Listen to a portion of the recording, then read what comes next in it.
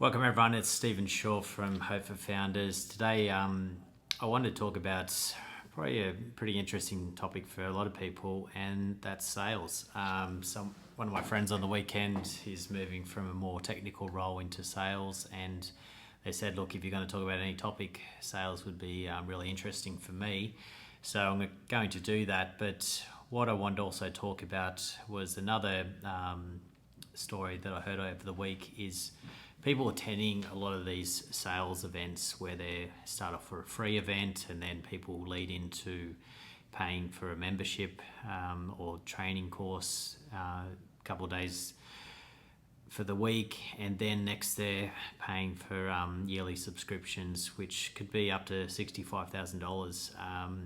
The reality is when someone's looked at this free event, they had no intention of paying $65,000 for this course, but when they get brought into a couple hundred people in the room, it's all set up, it's entire day to sell them an event. Next they see people running up after just an hour buying courses they're paying people to actually do that, and then they go into tactics where they talk about how valuable this is. It's a $10,000 course, they're going to offer it for $5,000 and bring a friend. So basically you're you're doing the work for them, you're finding another person that is going to believe in this course, and you're paying $5,000 for a course which ultimately no one can really articulate what the value is. So be careful of what a free event is.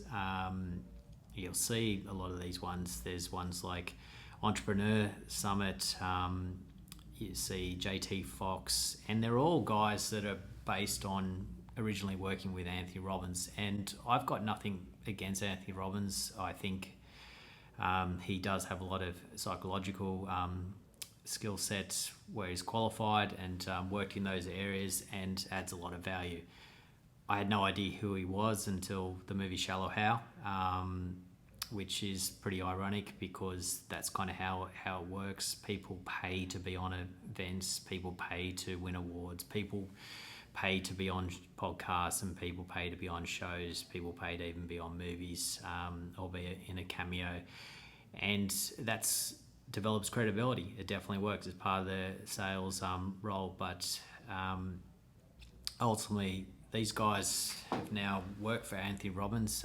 JT Fox, right-hand man, used to be ex-Anthony Robbins. He's a very good presenter. He's a very good salesperson. Does he actually add any value to help those businesses grow? And very rare have I ever heard anyone talk about this. Has anyone even talked about their success? You know, they say they're so successful, but ultimately don't believe that success unless you can see the financials to back it up. People buy credibility. As I said, JT Fox talks about how he literally pays for people like Messi and Tom Brady to be on his shows, and people by default believe that he is successful because he's paid for that.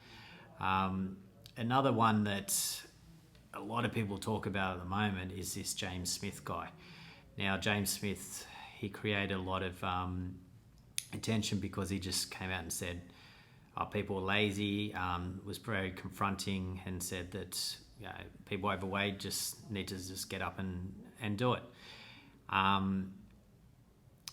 I've never seen anyone respond well to actually doing that. If they were in that position and they've probably got a lot of other issues going on, telling someone that they're fat and lazy is not going to work.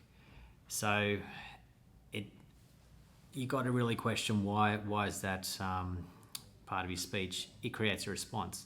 A lot of people will hear that and then tell others about it and say, oh, look, I agree with this. But the guy doesn't have credibility. He used to be a recruiter. He had a lot of steroids. He did a lot of recreational drugs. This is all known information. And basically he couldn't manage himself. So what a contradiction that he's there saying that it's so easy, just go out and do it. Yet he was overweight himself. He had to rely on steroids because he said there was no education. The education hasn't changed. It's always been eat healthy diet and don't eat too much and exercise regularly. It's not rocket science.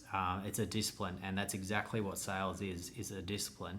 And this guy, to sort of say that and now market and be successful of it, he's doing the same blueprint as Anthony Robbins. He's now doing business mentorship days. And these guys are very good at selling and marketing those events. They spend a lot of money in marketing it.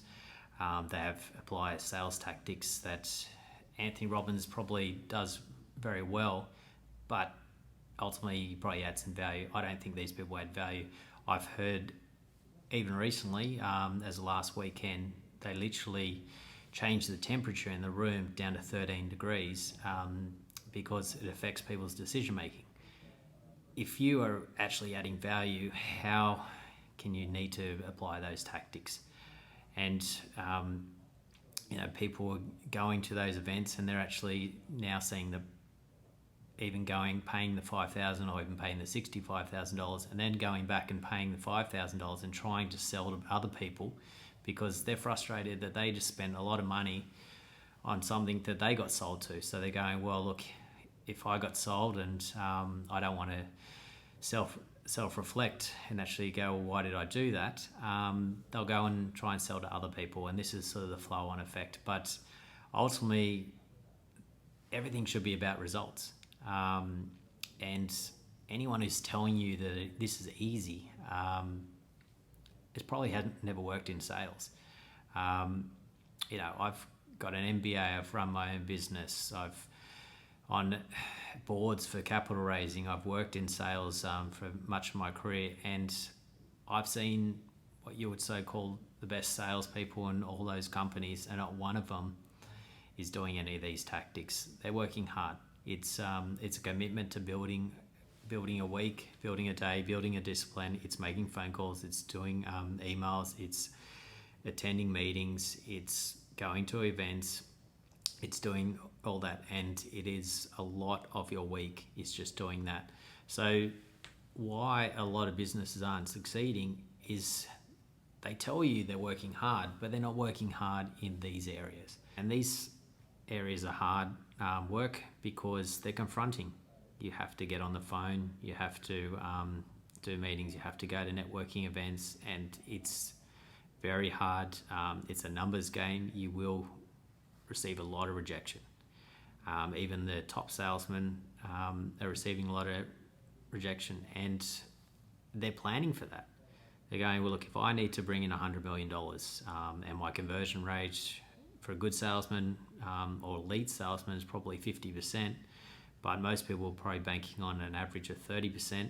They're working backwards. They're going, well, how big does my pipeline need to be? How many meetings do I need to convert that? How many proposals do I need to send out? How many phone calls do I need to get those meetings? How many emails? How many connections do I need on LinkedIn? That's the professional network. How many events do I need to fast track that? There's no magic wand. There's no magic answer. It is doing that discipline. It's creating the content. It's creating valuable content, and it's a discipline. If the formula for what actually works is doing 4 to 7 posts a week, that's a lot of work to actually go out and do 4 to 7 posts a week, and that's just your marketing content. But that's just the start. What does the actual sales week look like? Well, I'll give you an idea. So for myself, I track my my data on HubSpot.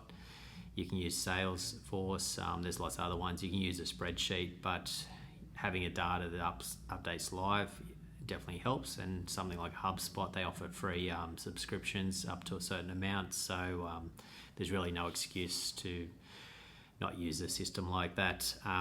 I want 10 new leads a week. I need to be doing 15-minute phone calls 5 times a week. I want 3 strategy sessions. I want to be having 20 new connections on LinkedIn, sending 20 messages to those people. I want to be signing 1 client a week. I have a certain amount of revenue, and that means I need a certain amount of proposals to go out. Banking on it is probably a 30% conversion. I need to be doing LinkedIn content twice a week, podcast once a week, sending out a newsletter. There is a whole thing that I have as metrics I look at every single Friday. And I can share that on the screen, as you can see.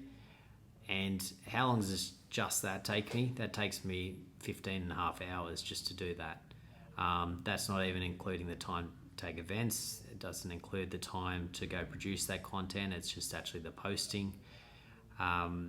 There is a lot of work behind the scenes, and there's probably, realistically, you'd be wanting to be doing 30, 40 hours of real sort of work in sales. It's a full-time position, and people are often working longer than that. If you are not as good at converting, you need more in your pipe. So how do you get more in your pipe? You need to be doing more sales calls. You need to be contacting more people. You need to be attending more events. This is what works. It's not a sexy sales pitch that you go to attend an event on a weekend. People say, oh, look, these events are better than an MBA. Clearly, those people have never done an MBA, because you learn so much in an MBA and how to build a right culture, how do you attract the right people, how do you manage finances, how do you do projections, how do you raise capital, how do you work with angel investors, how do you work with VC companies, how do you go to an IPO. All this stuff is covered off in an MBA, and to think that you're going to attend a weekend event and cover 12 full subjects, 12 weeks per subject, and using information from the best people in the world, plus you've got to do your own study, plus your own reflections on working. It's just not even comparable. And I think the only reason people are looking for this is they're looking for the short answer. What is the shortcut? What's the magic potion? Because like everything, same with losing weight, same with anything in life, it is, don't wait for the motivation. Do the steps when they're not easy, but consistency of that discipline in the right areas will get you results. People look at Roger Federer. Everyone says, oh, it looks effortless. And it was a big frustration for him. He's said it in many interviews that people describe him as effortless because he works so hard, tirelessly on nutrition, training, weights, everything else he needs to do, mental coaching, everything to basically make that look effortless. There's a lot of work that goes into making something look effortless.